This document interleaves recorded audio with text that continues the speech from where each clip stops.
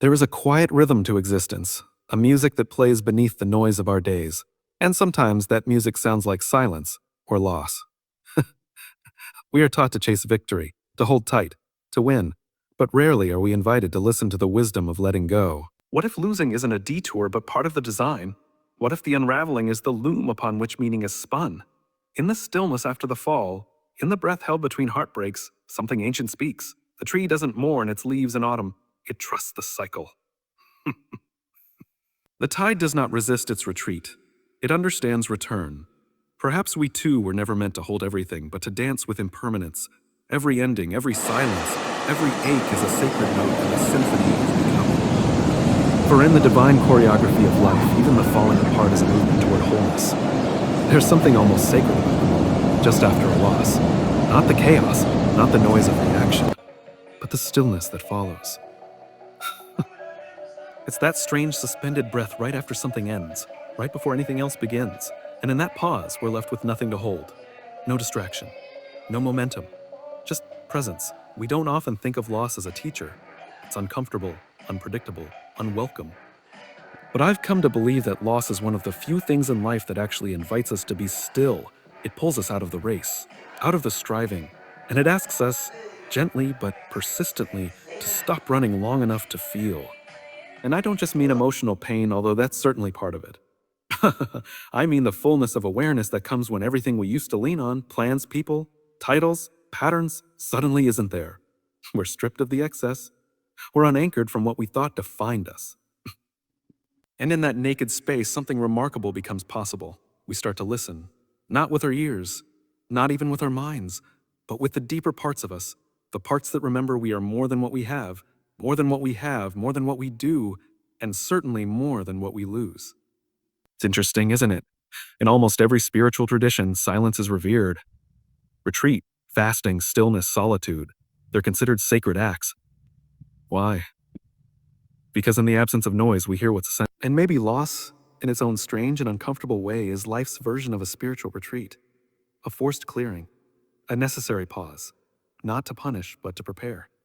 You don't find clarity in the chase. You don't hear wisdom in the middle of the storm. But you do hear it in the quiet that follows. And often it's the quiet after a loss that finally brings you face to face with yourself, not the version of you that performs, produces, or pleases, but the one that simply is. We live in a world that teaches us to keep moving, to always be achieving, to define ourselves by progress and productivity. But losing interrupts that rhythm and reminds us that growth isn't always forward, that healing doesn't always look like effort. Sometimes the most profound transformation happens in the in-between, when we're not climbing, not winning, not proving, just being. And I think that's part of the art. The art of losing isn't just about surviving the loss, it's about noticing what becomes visible once everything else is gone. Like how stars are always there, but we only see them when the sky goes dark. Stillness after loss gives us access to truths we might have otherwise missed. You see, there is beauty in the pause. There is intelligence in the space. And life in its infinite wisdom sometimes gives us that gift disguised as something painful. It strips away the unnecessary, the distracting, the shallow. And what's left, if we're brave enough to stay with it, is the raw material of a deeper self, a truer self, one that isn't afraid of silence, one that doesn't confuse stillness with stagnation. Some of the most important moments in my life weren't the ones filled with applause or forward motion. They were the moments I was brought to my knees, not because I chose to kneel, but because I had nowhere else to go. And in that humbling quiet, something inside me shifted. Not all at once. Not with lightning and revelation, but with a slow, steady voice of grace whispering, "You're still here. And that's enough for now. And maybe that's the real point. Maybe losing isn't about what we no longer have, but about what we finally have the chance to hear. And in that hearing, to heal, to recalibrate, to remember who we are apart from what we carry. So if you've ever found yourself in that silent space, after the job ended, after the goodbye, after the plan unraveled, I want to say this: you're not lost. You're just being asked to listen. And if you stay with the silence long enough, you'll hear what you need to become, who you're meant to be. Because stillness after loss isn't the end of your story. It's the first sentence of a deeper chapter. There's a moment in life, sometimes subtle, sometimes seismic, when we realize we can't hold on anymore. to the person, to the dream, to the plan we thought would carry us through. In that moment, it's terrifying. Because everything in us is wired to grip tighter when we feel something slipping. Letting go doesn't come naturally. It feels like surrender. It feels like giving up. But what if letting go isn't defeat at all? What if it's a profound act of trust? You see, we've been taught to believe that success is about control. That success is about control. That if we hold on tight enough, manage, predict, plan, things will go the way we want. And when they don't, we assume we failed. But life doesn't operate by the logic of spreadsheets or strategy boards. Life is fluid. It moves with tides, not timetables. And sometimes the very thing we're clinging to is the thing standing between us and the life that's trying to reach us. Letting go, in its truest form, isn't passive. It's courageous. It's not about walking away from responsibility. It's about walking with responsibility, but without illusion. Oh, weird. Without the illusion that we're in control of how it all unfolds. And that shift from control to trust is one of the hardest, most liberating things we can learn. I think about the seasons. Nature doesn't resist change. Trees don't try to hold on to every leaf. Rivers don't cling to every bend. There's a wisdom built into the design. Things are meant to move, to shift, to fall away. And yet somehow we've convinced ourselves that our value comes from how tightly we can hold on. But here's the truth. Sometimes the thing we're holding is already gone. Sometimes the dream has changed, the relationship has shifted, the identity no longer fits. And still we grip, because it's familiar, not because it's right, because it feels safer to grasp at the fading than to step into the unknown. But when we do let go, when we unclench our hands in our expectations, we make space. Space for what's next. Space for what's real. Space for what we couldn't see when we were too busy trying to control what was already leaving. Trust is born in that space. Trust in something bigger. Call it life. Call it God. Call it the universe. Whatever language you use, the principle is the same. We are not the only authors of our story. And sometimes the chapters we would never have chosen are the ones that lead us exactly where we needed to go. Though, I've watched people lose jobs and in that loss find a calling. I've seen relationships end only to reveal a deeper capacity to love. I've seen dreams fall apart only to make room for purpose. None of it makes sense in the moment. It rarely feels kind. But with time and perspective, we often look back and realize we weren't being punished, we were being redirected. Letting go is never easy. It asks us to believe without proof, to walk without a map, to trust that life isn't working against us, even when it breaks our heart. And that kind of faith, it doesn't come from optimism. It comes from wisdom, the kind you earn by living through the unraveling and realizing you're still standing. You don't have to like the loss to learn from it. You don't have to enjoy the release to benefit from it. But at some point, we all reach a threshold where holding on costs more than letting go. And when that moment comes, I hope we can choose trust. Not because we know what's next, but because we believe there is a next. One we don't have to manufacture or control, to just meet. And here's the beautiful irony. It's often when we finally let go that things begin to align. Not in the way we planned, but in the way we needed. Letting go isn't giving up, it's giving over. It's placing the weight we were never meant to carry into the hands of something far more capable. So if you're holding on today, gripping something with all your strength, afraid that letting go will break you, ask yourself this. What if the breaking is actually the blessing? What if the thing you fear losing is the very thing standing in the way of what's waiting to be found? Because in the end, it's not the grip that saves us, it's the release. And when we finally learn to let go, we don't fall. We rise into something truer than we ever imagined. There's a moment after pain enters the room when everything feels broken, not just cracked, shattered, as if the floor we were walking on was never really solid to begin with. And in that moment, we don't ask profound questions. We just ask, why? Why did this happen? Why now? Why me? And here's the truth most people won't say out loud. Sometimes there are no immediate answers. Pain doesn't always arrive with a reason. It doesn't knock politely. It doesn't come with context. It just comes. And in our culture, which is so obsessed with quick fixes and silver linings, we've lost the art of sitting with the discomfort, of acknowledging that sometimes pain just is. But what if we look deeper? Not to justify the suffering, but to understand what it reveals. Because as much as we wish otherwise, pain rarely shows up in our lives without purpose. It's not always a punishment. It's often a messenger, a kind of truth teller that speaks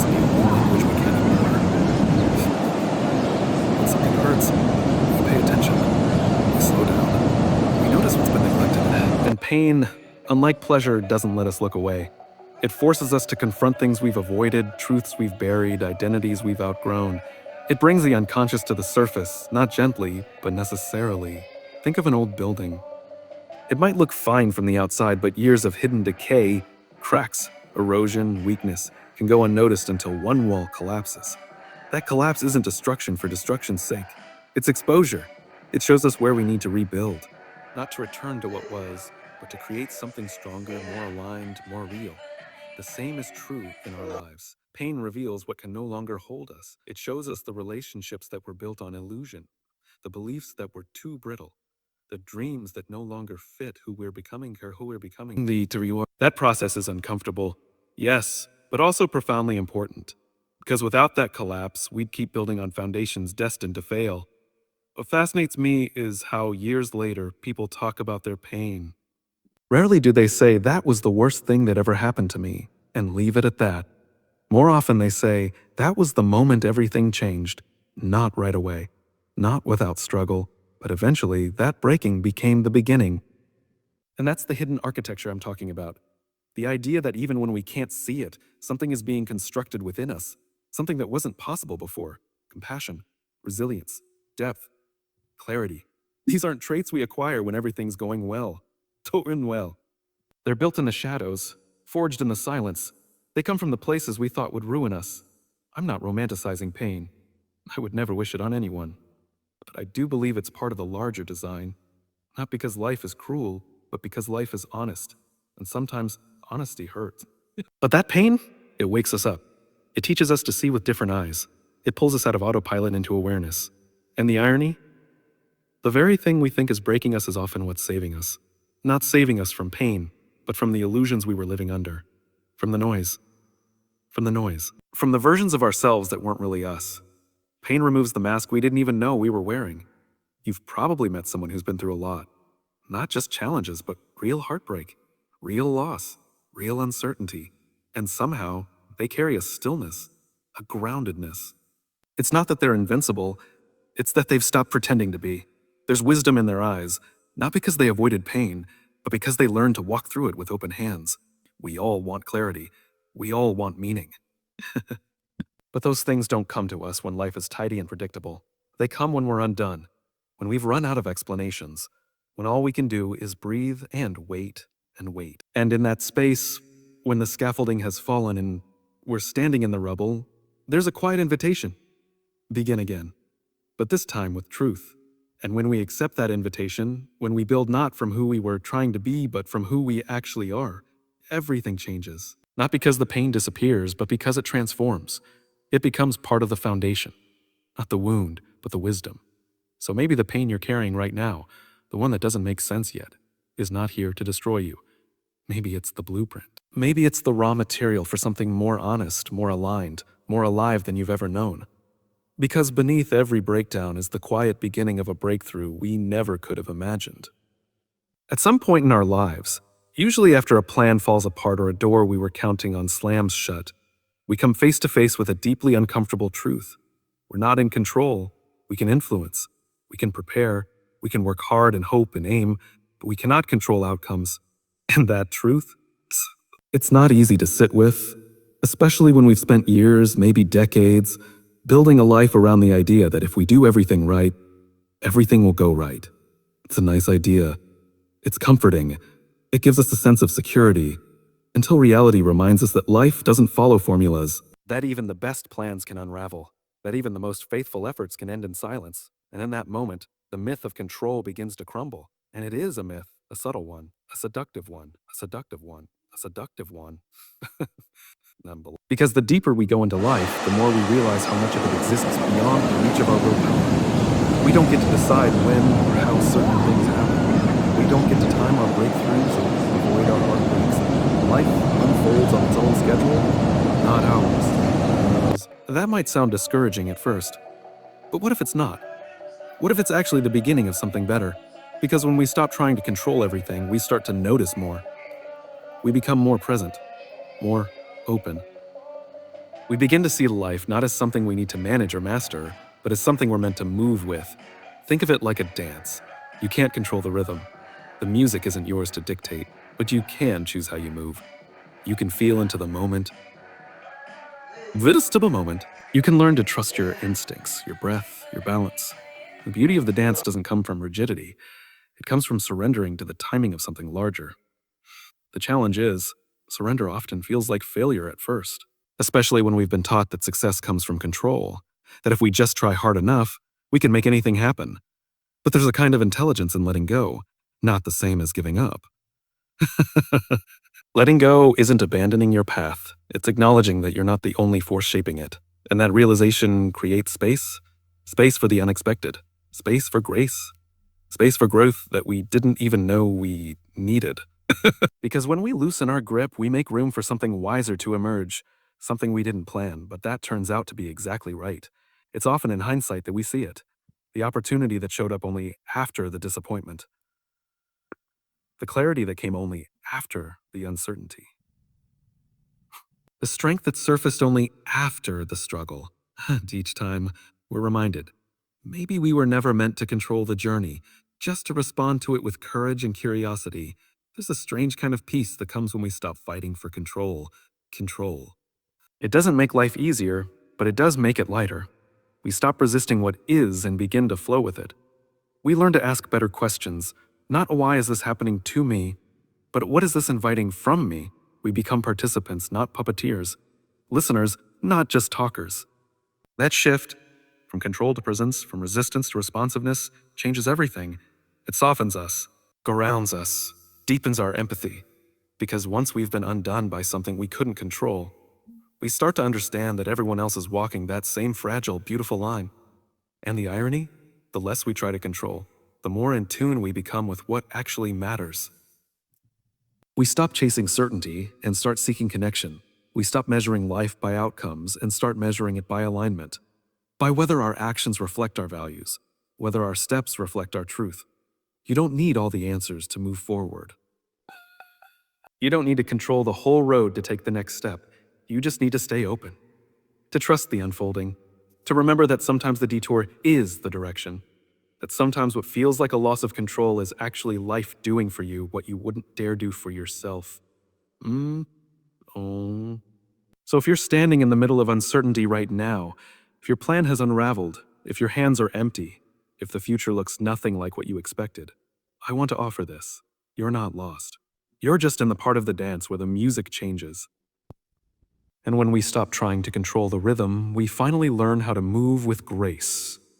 There's a kind of quiet most of us don't know how to befriend, the kind that follows endings, the kind that lingers after a loss, after the goodbye, after the noise fades and the people go home. It's the silence we try to fill with distractions, with work, with noise, with scrolling, with anything that spares us from sitting in that stillness and asking, what now?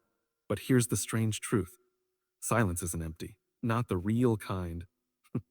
The real kind is full of things we haven't yet made time to hear. After a loss, silence can feel cruel. It can feel like the universe has stopped speaking, like life has gone quiet on us just when we needed answers most. But maybe the silence isn't absence. It's presence. It's presence. Maybe it's not life turning away, but life drawing us in. Not to punish, but to prepare. Not to withhold, but to invite. There's a sacredness in that space between what was and what will be. It's uncomfortable, yes. But that discomfort is often the birthplace of clarity. Because when the noise falls away, so do the illusions, the expectations, the constant pull to prove, to perform, to keep pace, and in that stripped-down silence we're left with ourselves. And whatever truth we've been running from, we rarely choose silence on our own. It usually chooses us. It comes in moments of grief, in seasons of waiting, in those long pauses where nothing seems to be happening on the surface. But just because it's quiet doesn't mean nothing is happening. In fact, some of the most important transformations take place in silence. Think of a seed underground. Nothing about it looks alive. There's no visible movement, no sound, no sign of growth. But in that dark, silent place, something is stirring. Roots are reaching. Something is being formed that will one day push through the surface, but only because it was first allowed to grow in the dark. Our souls aren't so different. There are seasons when we feel buried, forgotten, alone, but often that's where the most necessary work is happening. In the stillness, we begin to untangle what's ours from what was never meant to be. We begin to hear the voice beneath all the other voices, the one that says, "You are more than what you've lost. You are still becoming." The world may not see the changes happening in that silence, but you will. You'll feel your roots deepen. You'll sense your spirit recalibrating. You'll begin to see things more clearly, not because you figured everything out, but because you stopped trying to force the answers and started listening for the real questions. It's not an easy place to be. We're not wired to love the in-between. We crave certainty. We want to know the ending before we've even accepted the middle. But silence isn't a detour. It's part of the journey. And if we allow it, it can become a sacred teacher. Sometimes the silence after loss is what finally reveals who we are apart from what we've been holding. Sometimes the stillness is what heals the parts of us that didn't even know they were wounded. And sometimes that quiet space is where we begin to hear the faint whisper of something new, a calling, a shift, a sense that we're not done yet, not even close. We often associate growth with noise, with hustle, movement, momentum. But in nature, so much of growth is quiet. Think of the way winter holds the earth. Everything looks dead, but it's just resting, just storing energy, just waiting for the right time to bloom again. Maybe your silence is like that. Not an ending, but a pause. Not a void, but a holding place. A season of gestation, of gathering, of remembering. And when you're ready, when the time is right, you'll rise again. You'll speak again. You'll move forward with a clarity that only silence could have given you. Not because you escaped the stillness, but because you allowed it to shape you. So don't fear the quiet. Don't rush to fill it. Don't mistake it for absence.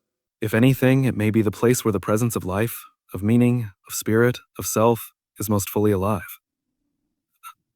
Because silence after loss isn't empty, it's where the soul finds its voice. There's this idea we carry quietly, often without realizing it, that losing something means becoming less. Less whole, less worthy, less capable, as if every time something slips through our hands, we shrink in some way. As if what we've lost has taken pieces of us that we'll never get back. But what if that's not how it works? What if, instead of subtracting from us, this reveals us? Not by giving us answers, but by stripping away everything we were never meant to carry in the first place. And in that revealing, something happens. Not instantly, but gradually, steadily. We begin to become more of who we were always meant to be. It's a strange thing the way losing can lead to becoming. At first, it feels like everything is falling apart. The plans, the relationships, the identity we thought was solid. But sometimes things have to fall apart. Not so we break, but so we can finally stop pretending we're holding it all together. Because wholeness doesn't come from keeping everything intact. It comes from allowing ourselves to be true, even in the mess. I've seen people go through seasons where everything they thought they needed was taken away. And somehow they became more grounded, more present, more generous. Not because life became easier, but because the loss cracked something open in them, something honest and unshakable.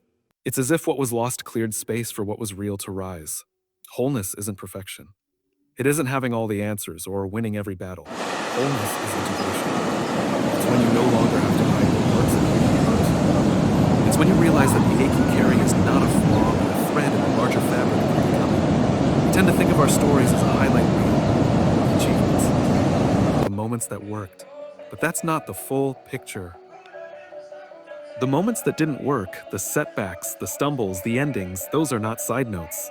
They're central chapters. And sometimes it's in those chapters that we become most deeply ourselves.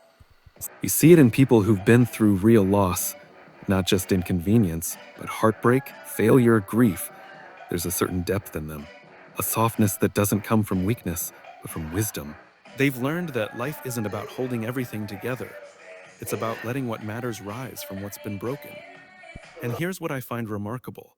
When we stop trying to return to who we were before the loss, we begin to meet the version of ourselves who can exist because of it. Not in spite of it, not after healing from it, but because of what it taught us, because of what it showed us we could survive. And more than survive, grow. We talk about resilience like it's just the ability to bounce back, but real resilience is transformation. It's not going back to who you were. It's becoming someone you hadn't yet met, someone shaped not only by joy, but by grief.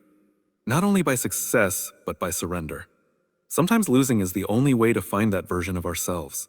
The one who is no longer defined by appearance or status or approval, but by presence, by depth, by the quiet confidence that comes from having been undone and still choosing to show up. The truth is, becoming whole isn't about fixing what's broken. It's about accepting that brokenness is part of the process, that the cracks let light in, that the version of you on the other side of loss isn't damaged. It's designed, not randomly, not carelessly, but with purpose. We don't come out of loss the same, but maybe that's the point. Maybe we're not supposed to be the same.